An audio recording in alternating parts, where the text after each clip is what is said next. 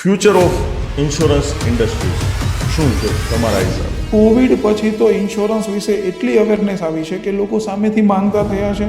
તો ઇન્સ્યોરન્સ સેક્ટરમાં આવવા માટે કોઈ ઇન્વેસ્ટમેન્ટ કરવું પડે છે કે નહીં? ઇન્સ્યોરન્સની અંદર ઇન્વેસ્ટમેન્ટ એટલે તમારો સમય. તમે જેટલો સમય વધારે આપશો એટલા તમે ઝડપથી ગ્રો થશો. ઇન્સ્યોરન્સ ફિલ્ડમાં શા માટે લોકો એક કામ કરવું જોઈએ? ઇન્સ્યોરન્સ ફિલ્ડ એ ફ્રીડમ છે. ઇન્સ્યોરન્સ ફિલ્ડ એ ઝીરો ઇન્વેસ્ટમેન્ટ છે. અને ઇન્સ્યોરન્સ ફિલ્ડમાં તમે જેટલી મહેનત કરો એટલી ઊંચાઈઓ તમે સર કરી શકો છો. તો ઇન્સ્યોરન્સ એજન્ટને એકચ્યુઅલીમાં કામ શું કરવાનું હોય છે? તમારું જે મુખ્ય કામ છે તે લોકોને પ્રોટેક્ટ કરવાના હોય છે, ચાહે હેલ્થ ઇન્સ્યોરન્સ, લાઈફ ઇન્સ્યોરન્સ. તો ઇન્સ્યોરન્સ ફિલ્ડમાં જો આપણે કસ્ટમરના ટ્રસ્ટને જીતવું હોય તો કેવી રીતે જીતી શકીએ? તો સૌથી ઇમ્પોર્ટન્ટ છે કે કસ્ટમરને જ્યારે તમે પ્રોપરલી નોલેજ આપશો તો એક ટ્રસ્ટનો ઇસ્યુ ત્યારે ને ત્યારે સોલ્વ થઈ જશે. સૌથી મોટો રિવોર્ડ કયો છે ઇન્સ્યોરન્સ ફિલ્ડમાં? તો કોઈકના માટે તમે એમના ફેમિલી મેમ્બર્સ બનો, એનાથી મોટું મારા મત મુજબ કંઈ રિવોર્ડ્સ નથી. નમસ્કાર દોસ્તો, યોગેશ વિરડિયા યુટ્યુબ ચેનલમાં આપ સૌનું હાર્દિક સ્વાગત છે. આપ સૌનો પ્રેમ અને ઉત્સાહને કારણે જ અમને એક નવી ઉર્જા મળે છે કે અમે તમારી સમક્ષ કંઈક એવા વ્યક્તિત્વને લઈને આવીએ કે જેમના જીવનમાંથી, જેમના બિઝનેસમાંથી, જેમના કામમાંથી આપણે ઘણું બધું ઇન્સ્પિરેશન મળે અને આપણે પણ એ જ સ્ટ્રેટેજીને ફોલો કરી અને આપણે પણ આપણા બિઝનેસમાં, આપણા લાઈફમાં સફળ થઈ શકીએ. સો મિત્રો, આજે આપણે વાત કરવાની છે ઇન્સ્યોરન્સની. આજે 2025 ચાલે છે, એટલે કે 21મી સદી. અને 21મી સદીમાં સૌથી વધારે જો કોઈ અગત્યનું હોય તો એ છે આપણી સિક્યુરિટી. એ પછી આપણા બિઝનેસની સિક્યુરિટી હોય, આપણા લાઈફની સિક્યુરિટી હોય, બધી જ જગ્યા ઉપર ઇન્સ્યોરન્સ છે એ બહુ જ જરૂરી છે.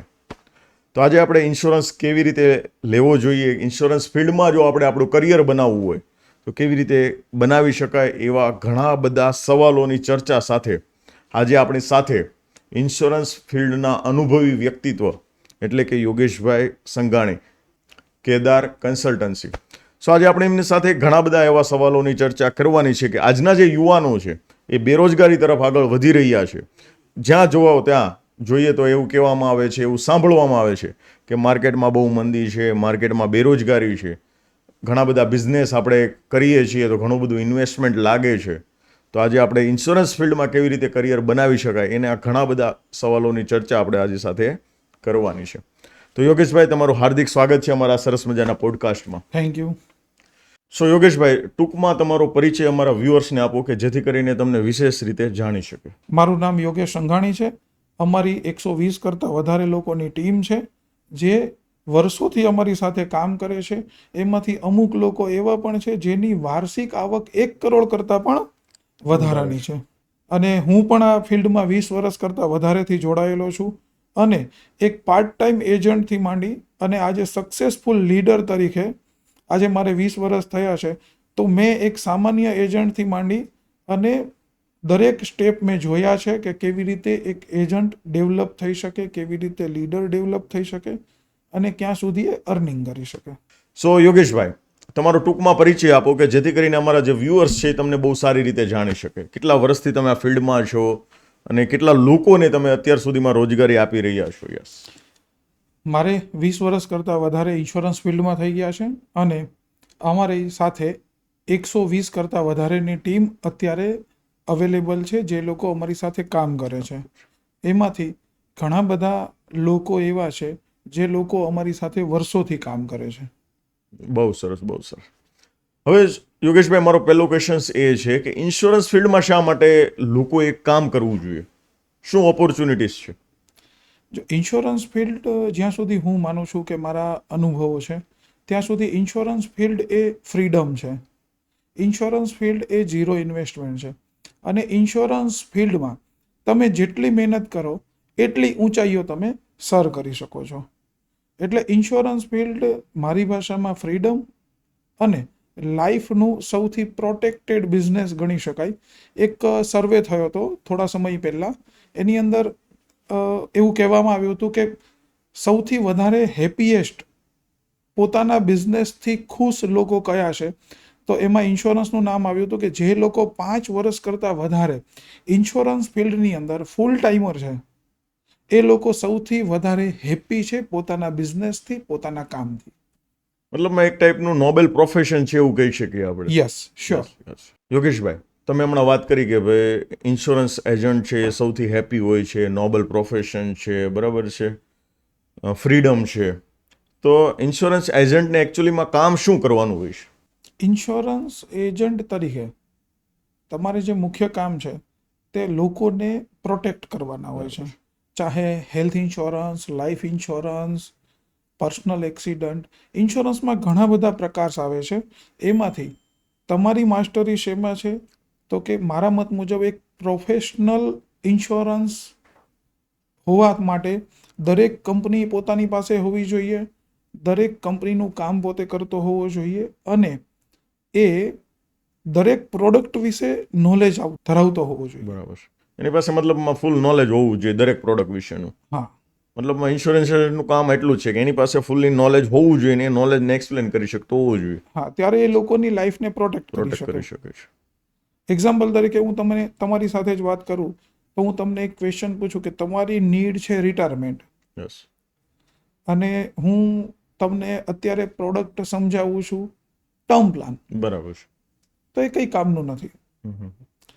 ખાસ કરીને ઉંમર, એમની ફેમિલીની જરૂરિયાતો અને એ કયા ગોલથી લેવા માંગે છે એના ઉપર ઇન્સ્યોરન્સ કન્સલ્ટન્ટનું કામ હોય છે કામ હોય છે. કે એમને કઈ પ્રોડક્ટ પીચ કરી શકાશે, એમને કઈ પ્રોડક્ટથી ફાયદો થઈ શકે છે. ઓકે. મતલબમાં એકદમ સિમ્પલ કામ છે. તમારે સામેવાળા વ્યક્તિની જરૂરિયાતને સમજવાની છે. એ નોલેજ તમારી પાસે હોવું જોઈએ, તમારે એક્સપ્લેન કરવાનું છે. સિમ્પલ છે. Yes yes. માની લો કે યોગેશભાઈ, કોઈ વ્યક્તિ છે એ તમારી સાથે જોડાય છે તમારી ટીમમાં, બરાબર છે. હમ. તો એઝ અ ઇન્સ્યોરન્સ એજન્ટ તરીકે શરૂઆત કેવી રીતે કરવાની હોય છે? ઇન્સ્યોરન્સ એજન્ટ તરીકે શરૂઆત કરવામાં સૌથી પહેલાં જ્યાં સુધી અમે એમને ગાઈડન્સ આપીએ છીએ તો એક એક્ઝામ આવે છે, 10 પાસ હોવો જોઈએ. એક્ઝામ આવે, એ એક્ઝામ એ ક્રેક કરે. બહુ ઇઝી એક્ઝામ હોય કે ભાઈ નોર્મલી થોડો ઘણો ભણેલો હોય તો એ આસાનીથી પાસ કરી શકે. પ્લસ પોતે લિસ્ટ બનાવે, જેવી રીતે આપણે ઘરના સભ્યોનું કોઈ પ્રસંગ માટે લિસ્ટ બનાવતા હોઈએ એવી રીતે લિસ્ટ બનાવે અને એ લોકોને પોતાના કામ વિશે, પોતાની જરૂરિયાતો વિશે સમજી અને એના ઉપર વર્ક કરે. એટલે સૌથી ઇમ્પોર્ટન્ટ કામ છે પોતાનું સર્કલ, પોતાનું પ્રોડક્ટ નોલેજ અને એ સર્કલનો ઉપયોગ. જેટલું વધારે ઝડપથી પોતાના સર્કલનો ઉપયોગ શરૂ કરશે એટલા ઝડપથી એનો ગ્રોથ થશે. મતલબ આ બેઝિક સ્કિલ એની પાસે હોવું જોઈએ કે તે એક તો લિસ્ટ બનાવી શકે, બરાબર છે. લિસ્ટમાં જે વ્યક્તિઓના નામ હોય એને મળવાનું છે, એને સમજાવવાનું છે, એની જરૂરિયાતને સમજવાની છે. હા, એટલે તમે આ બિઝનેસમાં આસાનીથી શરૂઆત કરી કરી શકો. શકો છો. હવે યોગેશભાઈ, ઘણા બધા લોકો એવું કહેતા હોય છે કે ભાઈ ઇન્સ્યોરન્સ વેચવો બહુ મુશ્કેલ છે, બહુ મુશ્કેલ છે, એટલે આસાનીથી નથી વેચાતો. તો આના વિશે તમારો અનુભવ શું કહે છે કે તમે 20 વર્ષથી આ ફિલ્ડમાં છો? જી હા, ઇન્સ્યોરન્સ વેચવો ખૂબ જ મુશ્કેલ છે કારણ કે મોટા ભાગના લોકો પ્રોડક્ટ સેલ કરે છે, નહીં કે જરૂરિયાત. હું આજે તમારી પાસે આવું છું અને હું તમને સ્વાભાવિક રીતે કહું કે ભાઈ યોગેશભાઈ આ બહુ સારો પ્લાન આવ્યો છે, જે મોટા ભાગના લોકો કહેતા હોય છે, કહેતા હોય છે. તો તમે શું કહેશો? ના, મારે કઈ એવી વસ્તુની જરૂર નથી. પણ હું એ જ યોગેશભાઈ પાસે જો એક પરફેક્ટ સોલ્યુશનથી, યોગેશભાઈ તમારી પાસે અત્યારે ટર્મ પ્લાન છે? યોગેશભાઈ એમનો જવાબ આપશે હા, ના, ના, નથી. એના ઉપરથી યોગેશભાઈ તમે તમારી રિટાયરમેન્ટનો સોલ્યુશન્સ કરી નાખ્યું છે? તમારી પાસે હેલ્થ ઇન્સ્યોરન્સ કેટલો છે? બેઝિક નીડ છે હેલ્થ ઇન્સ્યોરન્સ, લાઈફ ઇન્સ્યોરન્સ અને રિટાયરમેન્ટ પ્લાન. જો આ 3 છે તો મને લાગે છે કે કોઈ પણ વ્યક્તિ પાસે આ પૂરતું નથી હોતું. ઓકે. મતલબમાં એને ક્વેશ્ચન્સ પૂછવાના છે ને ક્વેશ્ચન્સની જે જરૂરિયાત આવે છે એનો જે જવાબ આવે એ પ્રમાણેની પ્રોડક્ટ આપણે એક્સપ્લેન કરવાની છે. કોઈ પણ બિઝનેસ છે જ્યાં સુધી તમે સામેવાળા વ્યક્તિને પોતાની નીડ, એમને જે જરૂરિયાત છે, બે પ્રકારના લોકો હોય છે, એક તો સેલ કરવા જાય છે અને એક લોકો ખરીદે છે. તો તમારે એવું બનવાનું છે કે સામેથી લોકો આવીને ખરીદે. હું યોગેશભાઈને એક પ્રોડક્ટ સેલ કરવા જાઉં છું તો યોગેશભાઈ પરચેસ કરવાની ના પાડશે, પણ હું એમને પ્રોપરલી સમજાવું છું કે યોગેશભાઈ તમારો ટર્મ પ્લાન 5 કરોડનો કે 50 કરોડનો હોવો જોઈએ. તો યોગેશભાઈ એક વખત વિચારશે કે હા ભાઈ મારો ટર્મ પ્લાન 50 લાખનો જ છે તો મારે આમાં વધારવી જોઈએ, મારો આ ટર્મ પ્લાન વધારે લેવાની જરૂર છે. બસ ત્યાંથી આ શરૂઆત થાય છે. યોગેશભાઈ, ઘણી બધી વખત આપણે જ્યારે લોકોને ઇન્સ્યોરન્સ સેલ કરવા માટે જઈએ છીએ, ઇન્સ્યોરન્સ આપવા માટે જઈએ છીએ, ત્યારે એક એમનો બિગ નો હોય છે. નો તો ના પાડતા કસ્ટમરને કેવી રીતે હેન્ડલ કરવાના હોય છે? કસ્ટમર ઓલમોસ્ટ ના ત્યારે જ પાડે છે જ્યારે ક્યાં તો તમે એમને પ્રોપરલી સમજાવતા નથી, અથવા તો ઘણા બધા લોકો એવું કહે છે કે ભાઈ અત્યારે નહીં. એનો મતલબ એવો નથી કે એને તમને પરમિનન્ટ ના પાડી દીધી છે. એના કન્ટિન્યુઅસ ફોલોઅપ ચાલુ રહેશે. એમને જ્યારે નીડ ઓપન થશે, એક્ઝામ્પલ તરીકે કોઈક વ્યક્તિ છે, એમના સરાઉન્ડની અંદર કોઈક અણધારી ઘટના બને છે, તો એ ત્યારે એમની નીડ ઓપન થાય છે. જો એ ટાઈમે તમે એમની સાથે કનેક્ટ હશો તો એ ટાઈમે બાય ડિફોલ્ટ અને ઓટોમેટિકલી એ હામાં કન્વર્ટ થઈ જશે. બરાબર છે. મતલબમાં કે કોઈ વ્યક્તિ ના પાડે છે તો ત્યાં આપણે ક્લોઝ નથી કરી દેવાનું, કન્ટિન્યુઅસ આપણે એના ફોલોઅપમાં રહેવાનું છે, એમના ટચમાં રહેવાનું છે, તો ડેફિનેટલી તમને રિઝલ્ટ મળશે ને મળશે જ. ઇન્સ્યોરન્સની અંદર તમે આજે કોઈક વ્યક્તિને સમજાવવા જાઓ છો તો જરૂરી નથી કે આવતીકાલે તમારી પાસેથી એ પ્રોડક્ટ પરચેસ કરી લેશે. જ્યાં સુધી એની નીડ ઓપન નહીં થાય ત્યાં સુધી એ વ્યક્તિ તમારી પાસેથી પરચેસ નહીં કરે. નેક્સ્ટ ક્વેશ્ચન મારો એ છે કે ફ્યુચર ઓફ ઇન્સ્યોરન્સ ઇન્ડસ્ટ્રીઝ શું છે તમારા હિસાબે? સીધી ભાષામાં વાત કરું તો ભારતમાં ક્યારેય લોકોની કમી રહેવાની નથી. ફાઇનાન્શિયલી રીતે 10 વર્ષ પહેલાં કે 25 વર્ષ પહેલાં તમારી જે કન્ડિશન્સ ફેમિલીની હતી એના કરતાં અનેક ગણી વધી ગઈ છે. તો તમારા ફેમિલીમાં 10-15 વર્ષ પહેલાં ઇન્સ્યોરન્સ વિશે કોણ જાણતું હતું? કોઈ જ નહીં. કોવિડ પછી તો ઇન્સ્યોરન્સ વિશે એટલી અવેરનેસ આવી છે કે લોકો સામેથી માંગતા થયા છે. ખાસ કરીને જે લોકો આનાથી અવેર નહોતા એ લોકો પણ સામેથી આવીને ઇન્સ્યોરન્સ માંગતા થયા છે. તો ઇન ફ્યુચર મને નથી લાગતું કે કોઈ ડાઉનફોલ આવવાની શક્યતાઓ છે, કારણ કે ભારતની વસ્તી ક્યારેય ડાઉન થવાના ચાન્સ લાગતા નથી, કારણ કે વર્લ્ડનો સૌથી યુવા દેશ છે. મતલબ ફ્યુચર બહુ બ્રાઇટ છે, મતલબમાં એક્સલન્ટ છે. છેલ્લા 10 વર્ષમાં ઇન્સ્યોરન્સ જે ગતિથી ગ્રોથ કર્યો છે એ કદાચ બીજા ખૂબ ઓછા સેક્ટર છે જેને ગ્રોથ કર્યો છે. યોગેશભાઈ, અત્યારે માની લો કે સોશિયલ મીડિયા છે બહુ જ હાઈ લેવલે આગળ વધી રહ્યું છે, તો ઇન્સ્યોરન્સ સેક્ટરમાં એજન્ટને સોશિયલ મીડિયા કેવી રીતે મદદરૂપ થાય છે? કોઈક નવી પ્રોડક્ટ આવી છે કે કોઈક નવા એવા સોલ્યુશન્સ છે, જેમ કે ગવર્મેન્ટના ઇનિશિયેટિવ હોય છે કે ભાઈ ટેક્સેશન લાગશે, ટેક્સેશન નહીં લાગે. જસ્ટ હમણાં જ એવું થયું, જીએસટી નાબૂદ થયો. તો આજથી 5 વર્ષ પહેલાં લોકોને ઘરે ઘરે જઈને કહેવું પડતું હતું કે ભાઈ આ જીએસટી નાબૂદ થયો છે, તમને એમાં આટલો ફાયદો થયો છે, આ થયું છે. જ્યારે અત્યારે વોટ્સઅપ દ્વારા તમારા 1000 કસ્ટમર છે, બ્રોડકાસ્ટ કરી દો, દરેક લોકો સુધી તમે તમારી વાત પહોંચાડી દીધી. ફેસબુકમાં સ્ટેટસ મૂકી દો, વોટ્સઅપમાં સ્ટેટસ મૂકી દો, ફેસબુકમાં ન્યૂઝ મૂકી દો, એ બાય ડિફોલ્ટ હજારો લોકો સુધી પહોંચશે. એવી જ રીતે તમારી પાસે કોઈક આજે તમે નવો બિઝનેસ કરો છો, તમે વોટ્સઅપમાં સ્ટેટસ મૂકો છો કે ફેસબુકમાં મૂકો છો, તો એક તમારા આખા સર્કલ સુધી તમે એ વાત 24 કલાકની અંદર પહોંચાડી શકો છો, જે પહેલાંના સમયમાં એ વસ્તુ શક્ય નહોતી. ખાસ કરીને અત્યારે તો મલ્ટીમીડિયા થઈ ગયું છે, તો તમે પેઇડ પણ ચલાવી શકો છો. મતલબમાં સોશિયલ મીડિયા છે એ દરેક ઇન્સ્યોરન્સ એજન્ટ માટે આશીર્વાદ રૂપ છે, જો પોઝિટિવલી તમે એનો ઉપયોગ કરો. Definitely WhatsApp broadcast, WhatsApp groups અને ફેસબુકથી તમે તમારી વાતને 24 કલાકની અંદર હજારો કે લાખો લોકો સુધી પહોંચાડી શકો છો. યોગેશભાઈ, કોઈ પણ બિઝનેસમાં કસ્ટમરનો ટ્રસ્ટ છે ને એ સૌથી વધારે અગત્યનો છે. તો ઇન્સ્યોરન્સ ફિલ્ડમાં જો આપણે કસ્ટમરના ટ્રસ્ટને જીતવું હોય તો કેવી રીતે જીતી શકીએ? ટ્રસ્ટ ઇન્સ્યોરન્સ ફિલ્ડમાં નહીં, મારા મત મુજબ તો દરેક ફિલ્ડમાં સૌથી મહત્વની વસ્તુ છે. ખાસ કરીને ઇન્સ્યોરન્સમાં એટલા માટે કે જ્યારે પોલિસી પરચેસ કરે છે ત્યારે લોકો કંઈ પણ વાતો કરીને જાય છે, પણ જ્યારે જરૂર પડે છે ત્યારે કોઈ લોકો સાથે આવતા નથી.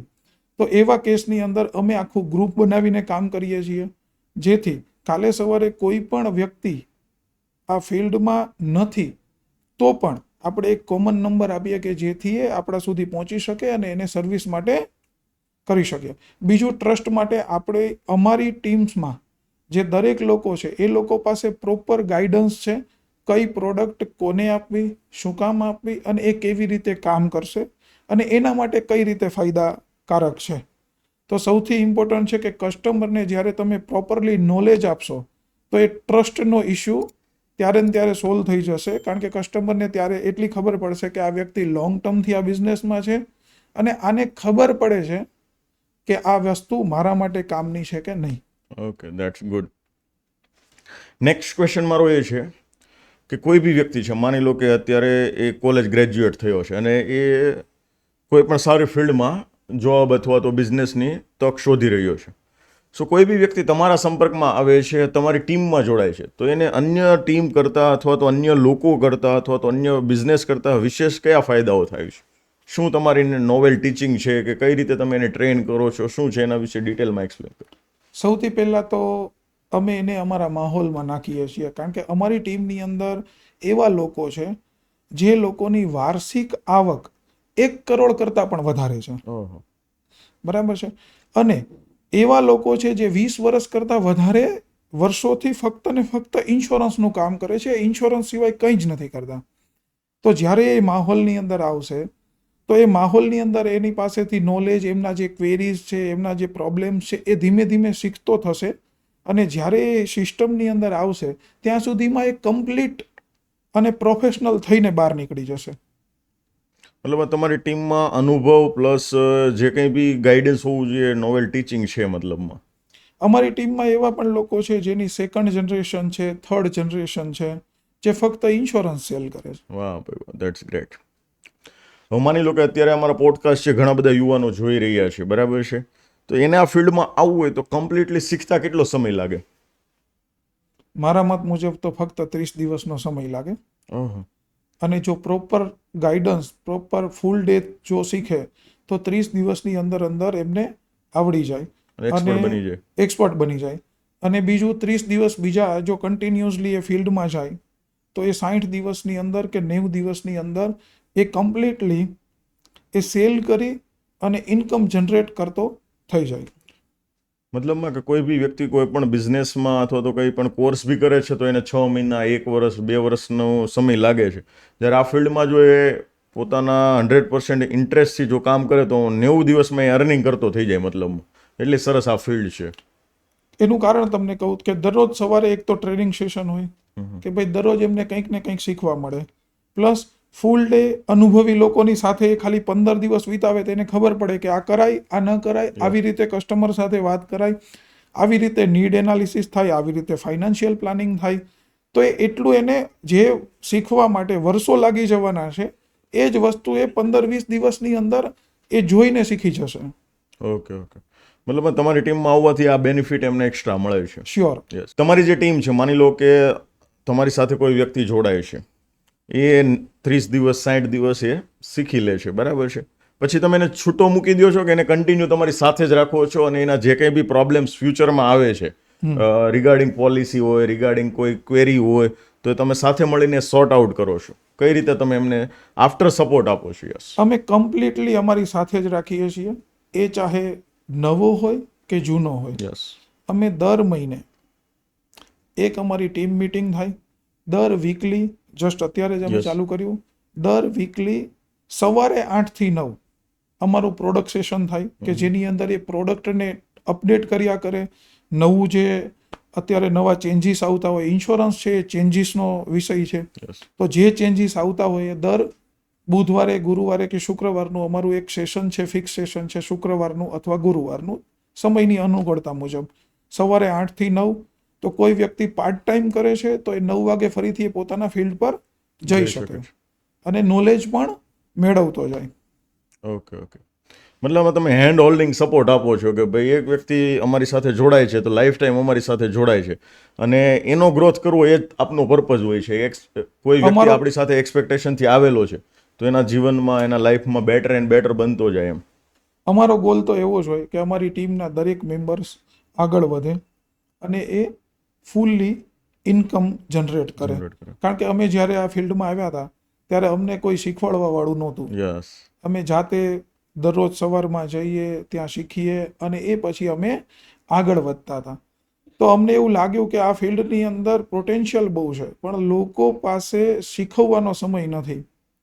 એટલા માટે થઈને અમે આખું આ ગ્રુપનું આયોજન કરી અને અમે એની અંદર સપોર્ટ માટે કે ભાઈ હું કમાઉં છું પણ જે લોકોને ઝીરો ઇન્વેસ્ટમેન્ટથી કોઈક બિઝનેસ કરવો છે તો એ લોકો માટે આપણે કંઈક એવું કરીએ કે જેના કારણથી એ આ ફિલ્ડની અંદર આગળ વધે, માન સન્માન મેળવે અને ફાઇનાન્શિયલી ફ્રીડમથી એ કામ કરે. હવે સમજો કે મેં ફાઇનાન્શિયલ ફ્રીડમ શબ્દનો ઉપયોગ કર્યો છે, તો અમારા ફિલ્ડમાં જે લોકો 5 વર્ષ કરતાં વધારે હશે એના પાસપોર્ટ ઉપર 5-10 સિક્કા તો આમે લાગેલા હશે. બરાબર. તો કહેવાનો મતલબ પૈસા કમાવાની સાથે પૈસાને કેવી રીતે ઉપયોગ કરવા, જીવન જીવતા પણ અમે શીખવીએ છીએ. કે ભાઈ કેવી રીતે તમે પૈસા કમાવશો તો એ તમારા માટે પણ વાપરી શકાય છે, તમારા ફેમિલી મેમ્બર માટે વાપરી શકાય છે, એને ઇન્વેસ્ટ કેવી રીતે કરી શકાય છે. તમારા લોકોની લાઈફસ્ટાઈલ પણ અપગ્રેડ થાય છે. મતલબ અમારી જે પીપીટી છે એની અંદર એ શબ્દ ઓલરેડી યુઝ કરેલો છે કે તમારી લાઈફસ્ટાઈલને અમે અપગ્રેડ કરશું. વાહ વાહ.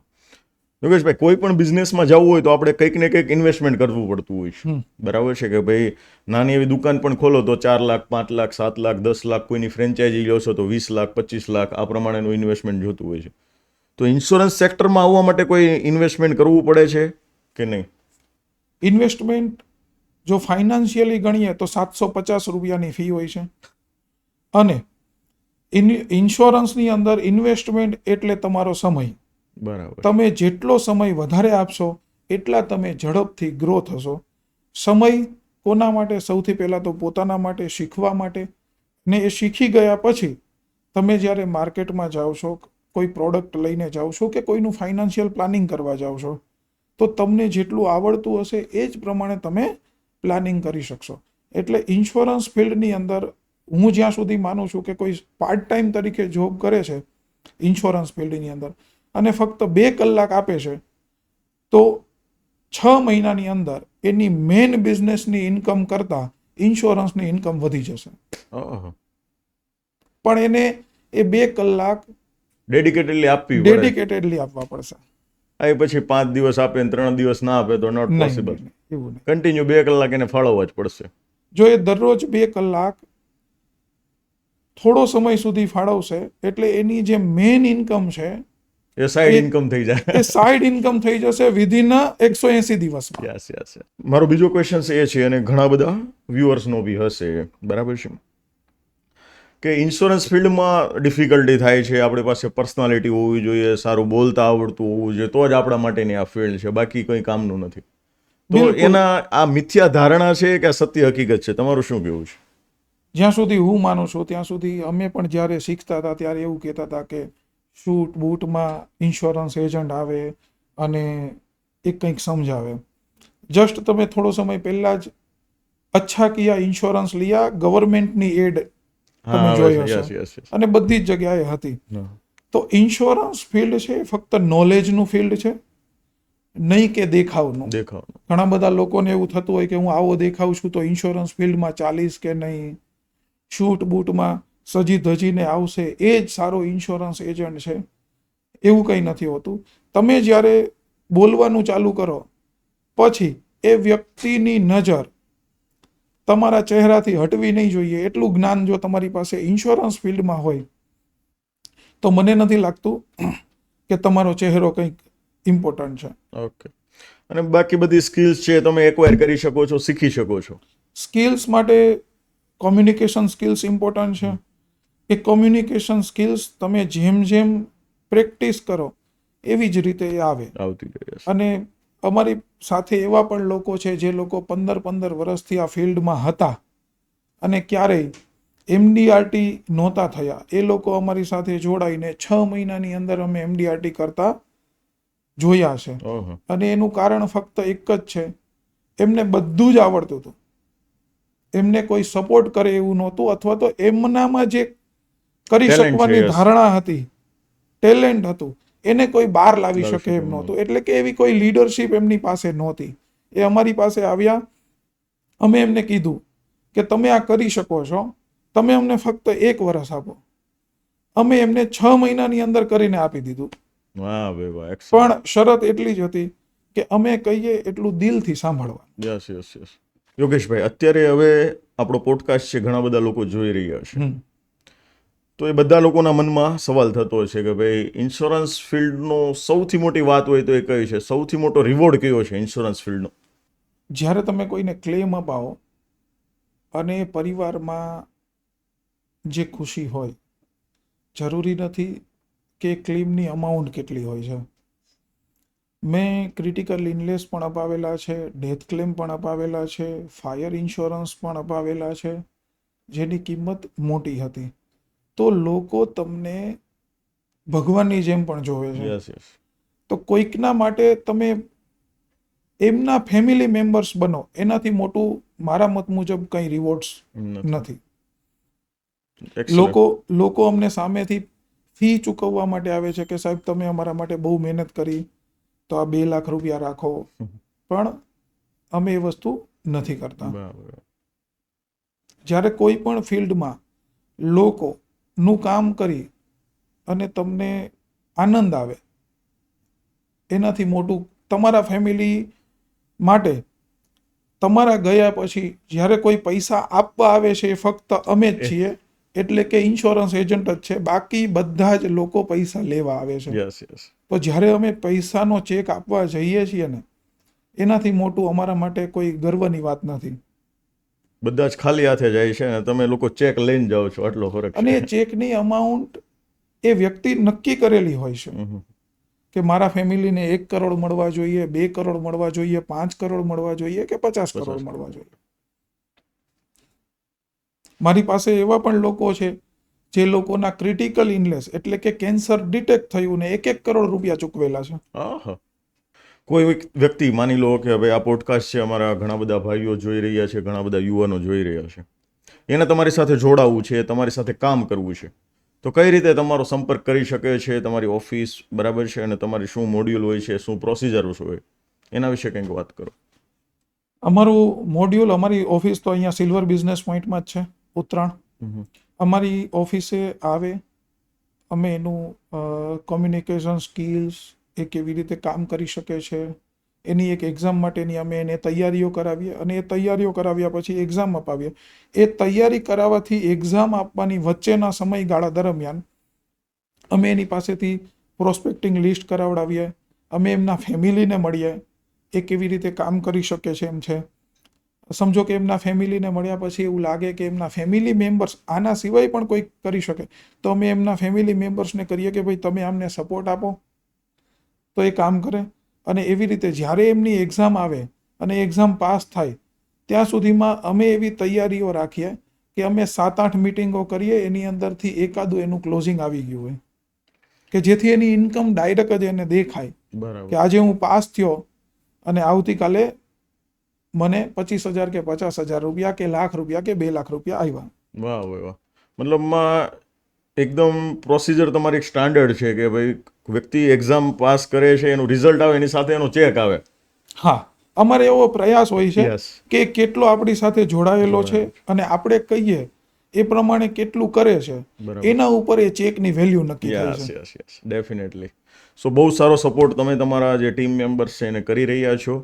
અને હું પણ રિક્વેસ્ટ કરું છું કે જો તમારી આજુબાજુમાં, ગ્રુપ સર્કલમાં, મિત્ર સર્કલમાં, સગા સંબંધીઓમાં કોઈ એવા વ્યક્તિ હોય કે જે બિઝનેસ ફાઇન્ડ આઉટ કરતા હોય, જોબની સર્ચ કરતા હોય કે કોઈ સારી નોકરી મળે, તો ઇન્સ્યોરન્સ એ ઘણું સારું નોબેલ પ્રોફેશન્સ છે.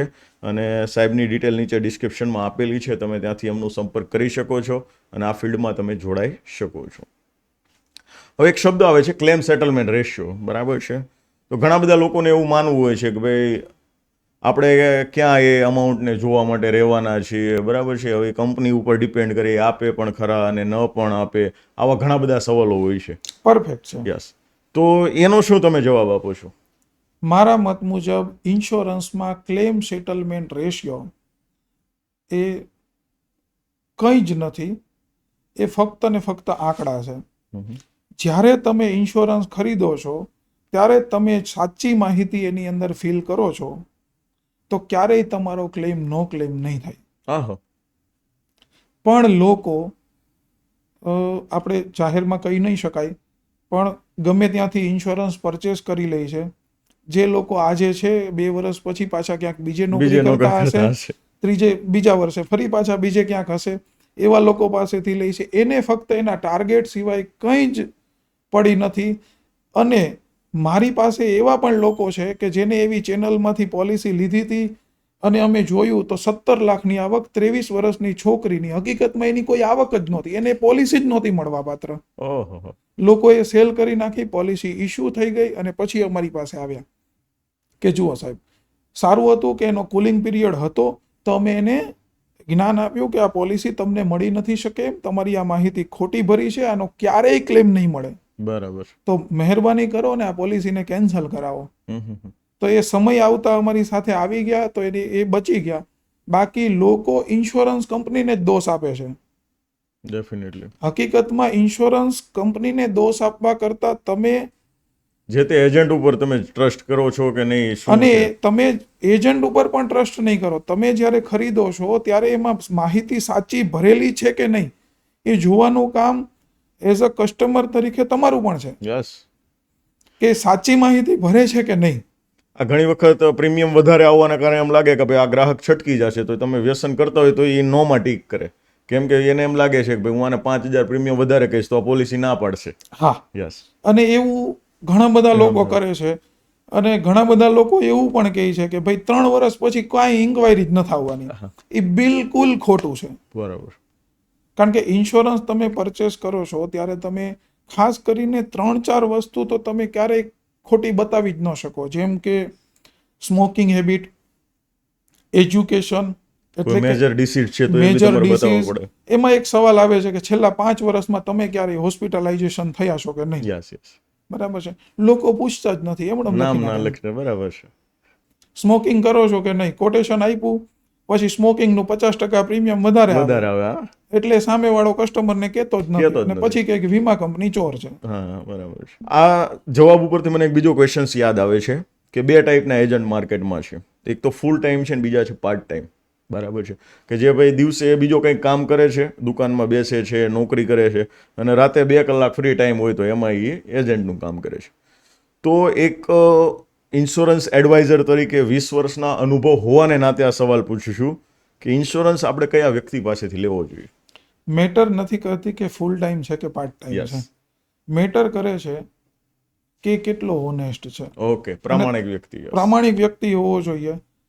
મેં પણ શરૂઆત કરેલી કેરિયરની તો એઝ અ પાર્ટ ટાઈમ જ કરેલી, પણ મને એટલી ખબર હતી કે મારે આમાં લોંગ ફ્યુચર બનાવવું છે તો ખોટું બોલીને ક્યાંય લાંબુ ફ્યુચર ન બને. આજની તારીખે પણ અમારી પાસે એવા ઘણા બધા લોકો આવે છે કે ભાઈ તમે આ લખી નાખો, તમે આ લખી નાખો, અમારી પોલિસી ઇસ્યુ કરાવી દો. જ્યાં સુધી તમે એવા લોકોથી દૂર રહેશો તમને ક્યારેય પ્રોબ્લેમ નહીં આવે. મેટર એ કરતી જ નથી કે તમે પાર્ટ ટાઈમ પાસેથી પોલિસી લેવી જોઈએ કે ફૂલ ટાઈમ પાસેથી. મેટર કરે છે એ વ્યક્તિ પાસે નોલેજ કેટલું છે. વાહ વાહ, એક્સલન્ટ. સો આજે આપણી સાથે હતા યોગેશભાઈ સંઘાણી, અને જેમનું મિશન છે કે હું જે રીતે સંઘર્ષ કરીને આ ફિલ્ડ સુધી પહોંચ્યો છું અને મારે 20 વર્ષનો અનુભવ થયો છે, એ 20 વર્ષનો અનુભવ હું આજની યુવા પેઢીને તૈયાર કરવામાં આપવા માગું છું. તો જે કંઈ બી લોકો ઇન્ટરેસ્ટેડ હોય કે ભાઈ મારે પણ ઇન્સ્યોરન્સ ફિલ્ડમાં કરિયર બનાવવું છે, તો નીચે ડિટેલમાં એમનું ડિસ્ક્રિપ્શન આપેલું છે, તમે ચોક્કસથી એમનો સંપર્ક કરી શકો છો. સો યોગેશભાઈ, તમે તમારો બહુમૂલ્ય સમય અમારા વ્યુઅર્સ માટે આપ્યો એ બદલ આપનો દિલથી આભાર. Thank you very much. Thank you સાહેબ.